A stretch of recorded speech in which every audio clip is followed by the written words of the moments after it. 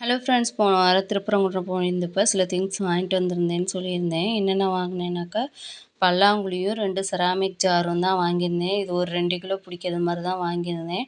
ஒண்ணு புளிக்கும், ஒண்ணு வரமிளகா போட்டு வச்சுக்கலான்ட்டு தான் வாங்கியிருந்தேன். பழைய திங்ஸ் எல்லாம் கொஞ்சம் கொஞ்சமா மாத்திட்டு, அப்படியே கிச்சன கொஞ்சமா மாத்தலான்ட்டு தான் பிளான் பண்ணி ஒவ்வொரு திங்ஸா வாங்கிட்டு இருக்கேன். கிச்சன்ல அடுக்கி வச்சு பார்க்கும்போது நல்லா ப்ளசன்ட்டா இருக்கு. கலர்ஃபுல்லா அப்படியே ஸ்டோரேஜ் பண்ணி எடுத்து யூஸ் பண்ணுறதுக்கும் நல்லா ஈஸியா இருக்கு. இதெல்லாம் ஒன் டைம் இன்வெஸ்ட்மெண்ட் தான்.